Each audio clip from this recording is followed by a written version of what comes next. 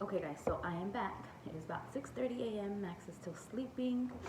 Again, this is a story of Max's labor and delivery, and I'm so excited to share this with you guys. I hope I don't cry in the middle of it because obviously it's just so personal to me. But I made my coffee, so if you guys don't mind, I will be sipping on that throughout this video. Theo Maximo Gonzalez was born on 3/22/19. He was 7 pounds 6 ounces, 19.75 inches long, and he was born at 2:47 a.m. Born at 37 weeks and 4 days. The reason being was because I needed to be induced. On 3/21, I had a doctor's appointment, and my doctor had already prepped me the week before. She said, if you come in that day and your blood pressure is high, I'm sending you straight to the hospital, so just make sure you come prepared with your hospital bag, your husband, blah, blah, blah, etc., etc. I did go to work that day. It was a Friday, Max was born. I'm sorry, it was a Thursday, Max was born on a Friday. So I did go to work. I went to work at 11. I think my doctor's appointment was at 1. Yeah, it was at 1 o'clock. And we went in, and I knew my blood pressure was going to be high. Because I was just so anxious and so excited, and I was like, today could possibly be the day that I go into labor and have my baby and then get to see him and hold him. So we went into the doctor's appointment, and I remember sitting in the waiting room with Joseph, and he was like, is your blood pressure going to be high? Is your blood pressure going to be high? And I was like, if you keep asking me, like, it's probably going to come out perfect, so just leave me alone. It was like 20 minutes, and I kept like, why aren't they calling me? Why aren't they calling me? So that alone was working me up. As soon as I went in, they checked my blood pressure, and it was like 155/90. It took her like 2 seconds to come in, and she was like, go to the hospital. I was like, right now? She was like, yeah, I'm going to call them and tell them you're on your way. So if you don't know, during pregnancy, you can get a condition called preeclampsia, and that usually means from high blood pressure, blurry vision, dizziness, all that stuff. And it's really dangerous for mom and baby if it goes untreated or if it goes undiagnosed. I was diagnosed with what's actually called gestational hypertension. Not really preeclampsia, we caught it right before, but as soon as I went into the hospital, I gave a urine sample, and then I was diagnosed with preeclampsia because that's when they actually found the protein in my urine. So my doctor's office is right down the street from the hospital that I delivered at. We headed over. We were still in shock that it was about to happen. I remember I called my mom and my sister, and I was like, she's sending me to the hospital. I'm going to be induced, and I'm going to be admitted. So obviously, you know, labor takes a long time. So we drove over, checked in, and then she just kind of told me what to expect. She said that because I am being induced, I'm not going into labor naturally. They were going to do 2 things. One of them was insert a Foley catheter balloon into my cervix, and that just helps you, kind of helps your cervix open up and relax to, you know, get the baby out. And then 2 was she was going to give me pills that I would take by mouth, and that would my induction, my contractions, to get the process of labor going. The 3rd thing was going to be Pitocin, which is another medication that they give to induce, and it's usually through the IV. I didn't have to get those, work just fine for me. I'll get more into that later. But yeah, that's the 3 things that I was to expect when I went to the hospital. So we got to the hospital because I was like, I need to take a shower. You know, I'm not ready for this. I remember having the need to wash my feet because I think I had worn house shoes that day, and I just felt like my feet were so dirty, and then my feet were going to be propped up, and I was like, I need to wash my feet, and I didn't know if I was allowed to or not. So I remember sitting on the sink trying to wash my feet, and Joseph was just snapping pictures, and then the nurse came in, and I was like, am I allowed to take a shower? And she's like, yeah. I was like, oh, okay. So I just took a quick shower and then got ready. The process went by pretty fast. I gave a urine sample, and then the check-in process, at least. They came in, they introduced themselves, they told me what they were going to do. So that was like around 2 o'clock. 2 o'clock was when they came in, 2:30ish, and inserted the Foley catheter balloon. I was under no medication at this time, so it wasn't too uncomfortable, but I could feel pressure. So what this balloon is supposed to do is they insert part of it into your cervix, and then part of it is outside of it. And they put it in and they pull it. And that's how they know how much you are dilated. Oh, that tastes so good. So they did that. And then they also gave me the pills. I don't remember if it was 2 or 4 pills. I think it was just 2 pills. And that was supposed to start my contractions, right? I don't remember how far from the 2:30 and them giving me the pills I started actually feeling pains. But I do remember that I was adamant about not getting the epidural until I absolutely needed it. And then also just from my sister and my mom and stuff, I got the epidural. She has 5 kids, and she didn't get the epidural until her 5th one, and that's because she had to have an emergency C-section.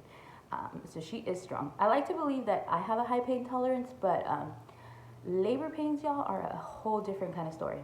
But I was still adamant that I didn't want to get the epidural.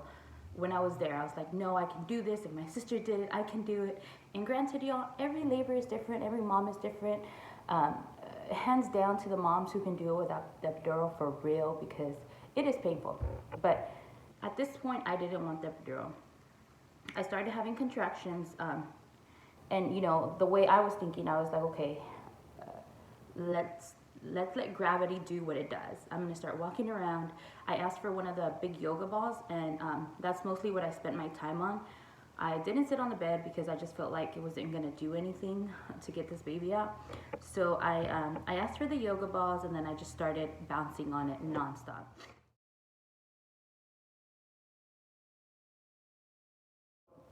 That's what I did. I started bouncing on the ball nonstop. And I was contracting. The contractions were pretty painful, but I was able to get through them. They do say that when you are induced, the contractions are a lot more painful than when you go into labor naturally. I don't know if that's true or not, because I haven't gone into labor naturally. Hopefully with this baby, I do, but I am scheduled to be induced at 39 weeks if she doesn't come on her own sooner. But pause for coffee. I started having those contractions. And then, you know, I was just keeping my family updated. And it was just Joseph and I at the room. That's how I kind of wanted it to be, just him and I, until I actually really, you know, got close to the time and really wanted my mom and my sister there. And just that support, I mean, I don't think I could do it without them. Let's see, 10 at night, I remember just bouncing on the ball, contracting. And it was really painful, guys. Everybody has their own pain tolerance. Adamant about not getting the epidural until I really needed it. My sister came maybe like around 8 o'clock.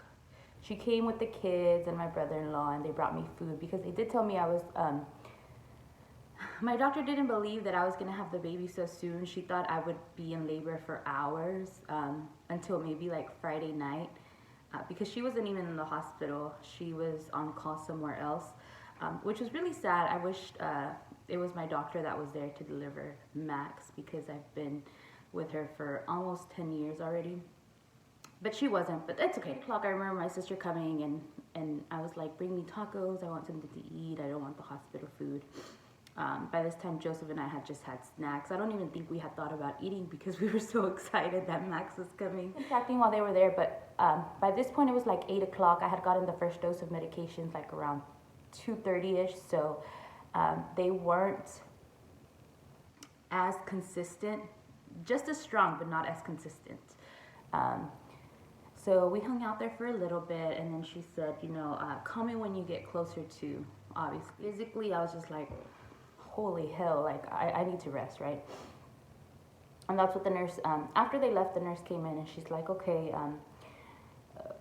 try to get some sleep. You know, we're still pretty far off. They hadn't checked me yet. And I was like, okay, sure, I'll try to get some sleep. It's really hard to sleep at the hospital because there's always people coming in and out of your room, obviously to check on you, the baby, your well-being, making sure you're comfortable. But, and then when you're in labor, you're just so uncomfortable that you can't sleep, but whatever. So at this point, she told me, if you're in pain, we have other things that we can give you to kind of help, you know, ease that pain a little bit. And I remember one of the options was like the nitro gas. I could inhale it it's kind of like, it's laughing gas, like what they give you at the dentist. You inhale it while you're contracting, and it kind of eases that pain a little bit. And that's the only time you use it. Just when you're contracting, you just put it on and suck it in, and it's supposed to help. Initially, I thought I had wanted to try that, but I didn't. The second option was fentanyl, I believe. Yeah, it was fentanyl. It's a medication that started with an F. I really don't remember. But yeah. I said, yes, give me that, please, so I can try to get some sleep. At this point, I was not ready for the epidural yet.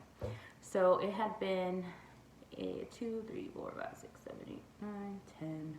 Yeah, so like about 7, 8 hours that I was laboring without the epidural, which was, I was really proud of, because if you know, you know. It was about 10-ish or so. She said, okay, I'm gonna step out, I'm gonna come back in and give you the fentanyl, and then also your second dose of the medications to help you continue contracting. I was like, okay.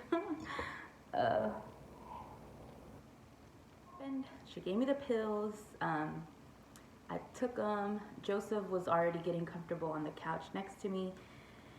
We turned off the lights, and I was like, okay, babe, I'm gonna try to get some sleep because I know I'm gonna need my energy later on, right?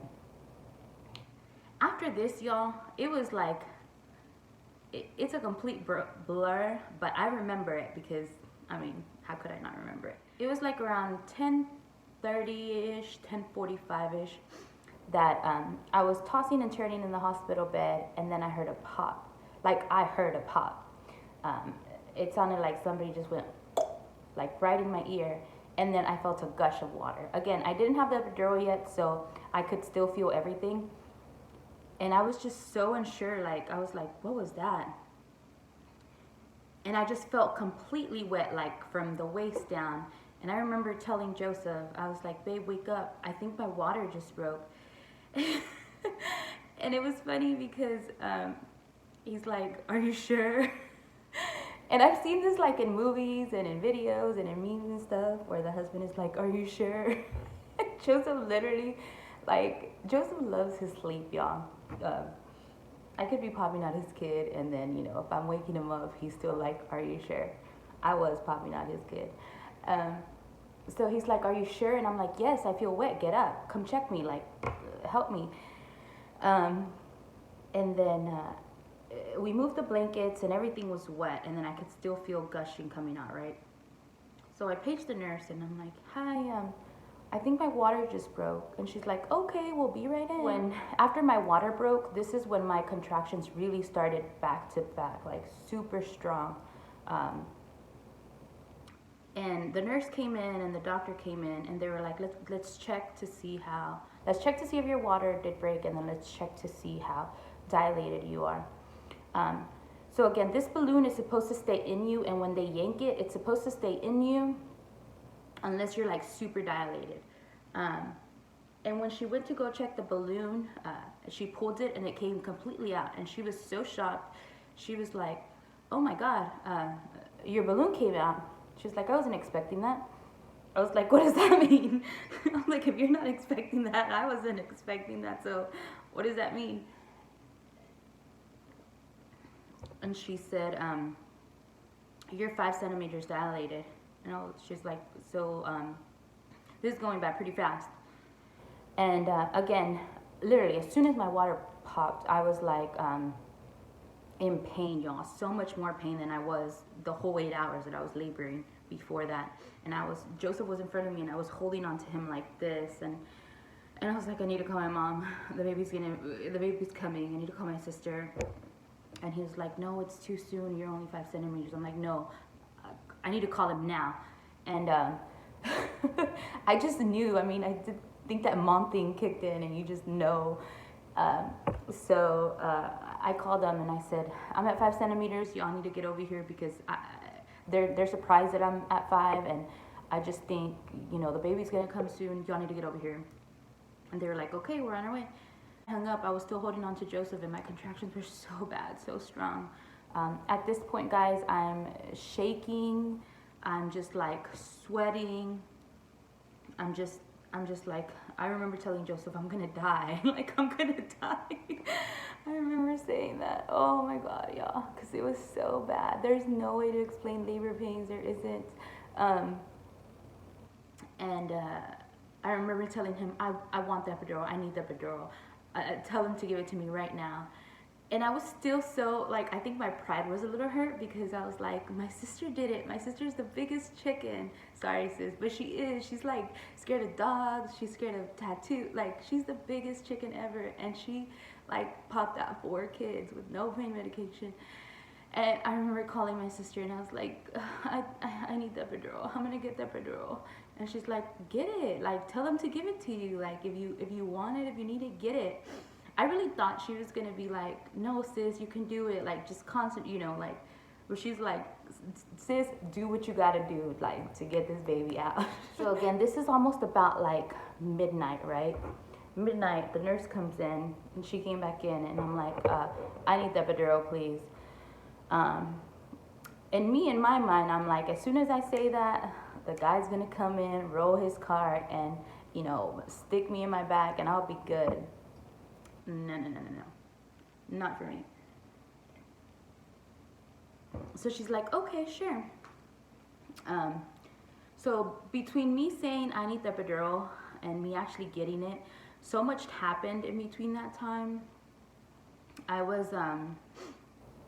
spiked the temperature, and this is pretty normal during pregnancy, just because your body is going through such a trauma. Like, you're popping out a human being, and this was new to me, you know. So I spiked the temperature, and then they had to put me on antibiotics to prevent Max from getting any kind of infection that I may be getting because of that temperature.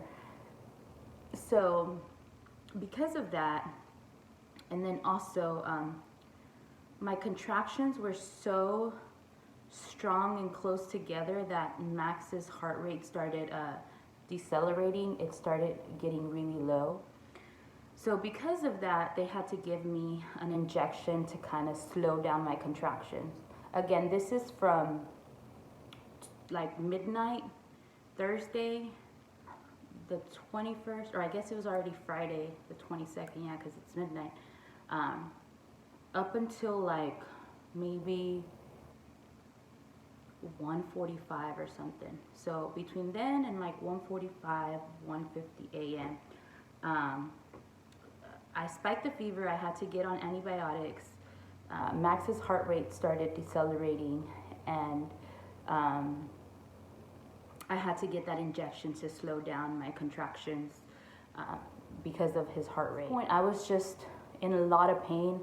I hadn't gotten the epidural yet, and they told me, we can't give you the epidural until we control your baby's heart rate. Obviously, I was just like, shit, like, I'm not gonna get the epidural, I'm not gonna make it, I'm just gonna have to do it without Red. What I was thinking, because I'm like, obviously, you know, my baby comes first, do what you gotta do, right? So I'm there, in pain. My mom and my sister had gotten there, I believe, to the hospital already, but they didn't let them in the room because there were so many people trying to control the baby's heart rate and then get my temperature under control. And so it was just me and Joseph still at this time, and I was just in pain. I remember they, at this point, they put oxygen on me because I know I was probably, it was like an out-of-body experience. I remember looking up because the clock was like right in front of the bed, like around 1:47, 1:50, the anesthesiologist came in. And he's like, okay, are you ready for the epidural? And I was like, I've been ready. Come on, give this to me. So thank God they had the baby's heart rate under control. I was already getting treated for the temperature that I spiked. And I remember them saying, your family members are outside, but we're going to do the epidural first and then let them in. I said, okay, cool, right, let me get the epidural. I always thought I would be scared to get the epidural because I've seen videos and pictures and read about it in nursing school and stuff about this long ass needle that they stick in your spine, and then, you know, the side effects and the possibilities of you getting paralyzed and stuff. But at this point, y'all, I didn't even think that didn't even cross my mind. Like, I was like, turn me over. The nurse was in front of me. I was holding on to her. She's like, okay, just talk to me, just breathe, don't move. And they have to insert the needle when you were not contracting. Obviously, because when you're contracting, you're moving, you're in pain. And this has to be a precise stick. So these guys get paid a lot of money for this because you can end up paralyzed. It has to be a precise stick. So I remember the nurse holding on to me, and I didn't even feel it. I didn't even feel it at all. Like, I didn't feel it go in. And she's like, okay, they're done. And I was like, let my mom in. And I remember seeing my mom and my sister come in. I was like, oh, thank God they're here. So then after that, I laid down on the bed, and then I started feeling, you know, very slowly the numbness. Because of the temperature and Max's heart rate being low, they didn't full force, like, just let all the epidural medicine go on me. It was very gradually that the doctor was, you know, pressing the button. So right when I was about to lay down, the doctor checked me again, and y'all, she was shook because she said, "Oh my God, you're 9 centimeters. We're ready to push like any minute now." And I looked at her. I just remember like looking at everybody like, hold them up, y'all. I'm not even numb yet. We gotta wait because no, I've been through so much pain. Like, no. And she said, we can wait, 30 minutes, and then we're gonna start pushing. So y'all, when I say I got the epidural like literally last minute, it was like last minute, because it was probably like 2 o'clock by this point, 2 a.m. Friday morning. And I remember the doctor saying, okay, you have the button here, so push it as you need it, right? And I remember when she said that, I looked for the button, I started pushing it. I was like, oh hell no, this baby's not coming out until I am completely numb. So the epidural works in a funny way because if you're positioned a certain way, the medication will go to that side or vice versa. So I was just like moving, and I remember my mom, my sister, and Joseph were there. I remember telling Joseph, everybody's different, you know. A lot of people are like, get down there, hubby. I want you to see the baby come out. I was just more like, I need you up here. I need your support up here. I need your hand up here. My sister was taking pictures. She was taking videos. And then my mom was also on my other side. I actually think she was on the same side as Joseph, you know, holding me and just talking to me. And those 30 minutes that we were supposed to wait before I started pushing came and went real fast. I was like, she came and checked me again. She said, okay, we're ready. Oh, Lord, I remember this. And they started propping up my legs. I remember, like, I don't know how many people came in. It seemed like a lot, but honestly, I wasn't even there. I was just like, shit, like, I'm ready to push. Like, I'm gonna meet my baby. Like, oh God, help me. Pictures, and I look at them, and I'm like, first of all, I don't remember feeling that big, because, like, my thighs, like, my legs were propped up, and my thighs were huge, and now that I look back at it, I'm like, you know, looking at every detail, and I'm just like, ugh. She said, we're ready to push, and I said, okay. So, if you've ever gotten the epidural, you know that obviously you're numb, so you don't feel any pains, right? I did feel pressure when I started pushing, but I really couldn't feel that much, so it was hard for me to push. I did make it through the, you know, the 10, 1, 2, 3, 4, 5, 6, 7, 8, 10, and breathe. And then you push when you have contractions, and you can't feel your contractions, so you're depending on the nurse to tell you, okay, push, you know, your contraction is coming, or the doctors who are looking at the monitors to tell you, okay, you're having another contraction, ready, set, push. I don't remember how long I pushed, but it couldn't have been more than like 30, 40 minutes because, again, all of this was around 2 o'clock and Max was born at 2:47. So I remember pushing and pushing. I remember maybe like 4 or 5 counts of 10s that I pushed. And then at one point, the doctor, which again, my doctor was not there to deliver my baby. This happens, guys. It's sad. I would have felt more comfortable. Actually, I don't even think I felt uncomfortable with the other doctors. I was like, let's just do this. Let's get him out, make sure he's okay. And I knew that he was a partner of my doctor, so he was familiar with my case. He read it as soon as I was checked in at labor and delivery, so I was okay with him saying, okay, Crystal, you know, every time you push, the baby's head is coming, and then you stop pushing and he goes back in. So as soon as he said that, like, my mind went to C-section, and this is, I was so scared. I was like, oh God, no, no C-section. And he said, we're gonna have to help you. We're gonna put, it's like, they call it a vacuum. I don't know if that's the actual name, but they put it on the baby's head, and when you're pushing, they don't just like suck the baby out. When you are pushing, it's already on the baby's head, and then it just helps pull him out. And I said, okay, like, do it. Do what you have to do to get him out. And they just quickly told me, like, the side effects and the precautions and stuff. So obviously he could have a little cone head for a while. There could be some hemorrhaging because of the pressure on his new head or whatnot. On his head, not mine. So after he told me that, at the next push they did that, and he came out.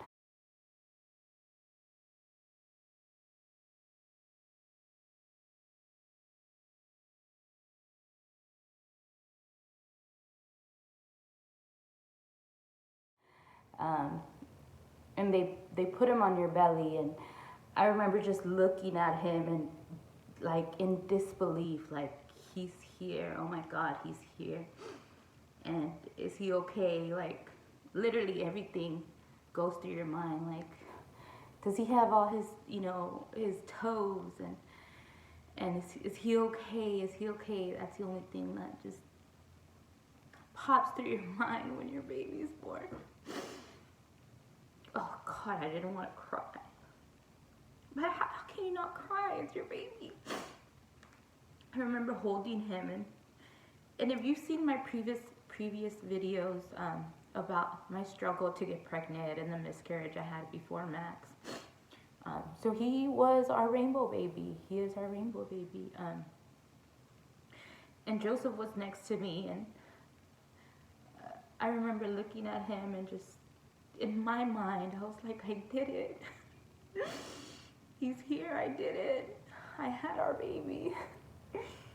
I was thinking that in my mind, and I have a picture where I'm just looking at him like, aren't you proud of me? And I don't think I ever told him this, but I was fucking proud of myself. I was just in disbelief, right? So they gave him to me. My mom and my sister were just in tears too, and we were all just in tears, and I think Joseph was shocked as me, like, holy shit, our baby's here. And as soon as I saw him, I was like, you look just like your daddy. You look just like your daddy. And God, that was beautiful. So then they put him on you and, you know, let you have a moment with them, and then they take him to get weighed and check him out and stuff, making sure that he's okay. And I couldn't take my eyes off of him. I didn't realize everything else that was going on with me. I just remember looking over there, and before all of this happened, I would always tell Joseph, like, okay, when we go in there, what is your one job? And he's like, never leave the baby's side. I was like, correct, never leave his side. Like, as soon as he comes out of me, you never leave his side. So they took him, and I was like, go over there. I don't know, just asking, like, is he okay? Is he okay? Is everything okay? And the nurse wasn't talking to me when she said this, but she said his left arm was like when they lifted up his arms, his left arm was just dropping down. It was kind of weaker on that side. And I was like, oh my God, like, what does that mean? What does that mean? And they're like, it's okay, it happens. He's fine. He's breathing fine. Everything is fine. Everything is fine. Did what they had to do with him, and then just brought him right back to me. And when they brought him back, I put him on my breast, and I started just feeding him, and he stayed on there for about maybe 45 minutes or so. And we were all just looking at him. I mean, I was just like looking at him still in shock that he was here and that he was healthy and that, he was okay. And then I remember my mom being like, Mija, what's taking them so long? And I was like, what? And again, I'm just in awe of my son. So this is when I really looked up and I noticed that there was maybe like 12 people in my room. Not including my mom, my sister, me, Joseph, and the baby. So, and they had all these carts in here. And my mom was like, my mom speaks perfect English, but she was like, ask them what's going on.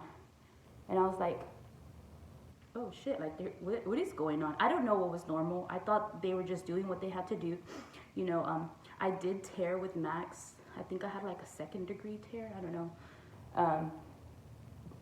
But they were super calm, super, chill, and they were like, you're just bleeding a little more than we thought you would, but it's okay. So I told my mom, and she heard it too, but I was like, they just said I'm bleeding a little more. And she's like, okay, well, like, is that okay? Like, what, moms start worrying. And I was like, yeah, Mom, it's fine. Like, it's fine, they got it. I see them pull like I can't remember the name. I think it's like a Yonkers tube or something. It's a suction tube from the wall, and they pull it all the way, and then obviously I hear suctioning, and then I just see blood going on the side of me, and I'm just like, is that my blood? Like, in my head I'm like, is that me? And then I said, are you sure everything's okay? I felt fine. I thought I felt fine. I didn't feel lightheaded or anything. But what they said happened was that when I was pushing and Max was like going in and out, and he wouldn't come out, all that caused tearing inside of my vagina, which can happen. And that's why I was bleeding so much. They were having trouble controlling those little cuts inside. Like around 3:30, 3:40 or something. So Max was born around at 2:47. I remember being taken out of that room to my room, to my post-recovery room, at 4 a.m. So I guess from 2:47 until 3:50-ish or something, they were trying to control that bleeding. So what they said they had to do was stuff me. They stuffed me with a bunch of gauze, control that bleeding. Again, I didn't feel anything because I had the epidural. But I did start worrying when I saw all that blood like being sucked out of me. I was just like, oh, that's a lot of, it's a lot of blood. Sorry y'all, probably TMI, but that's what happened. I'm looking at him in the camera right now because I still can't believe that he's gonna be 16 months already. This is how I labored and delivered Maximo.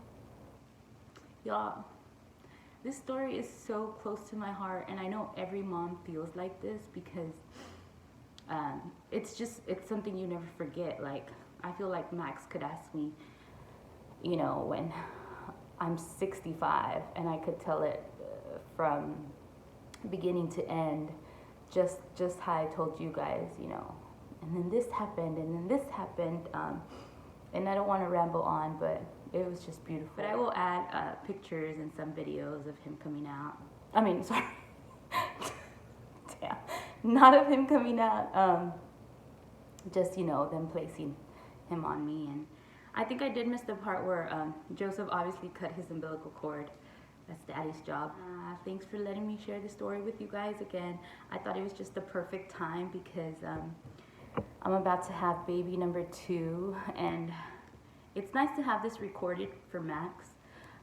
What I'll probably do is also go ahead and just write it down in his baby book.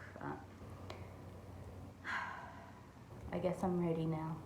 I haven't done it in like almost 2 years, but it was just, I don't know, it was a weird thing. Like, am I ready to put this on paper? Like, it's just in my heart right now. But yeah, thank you guys for watching this video. Remember to comment, like, subscribe, so you can keep up with the rest of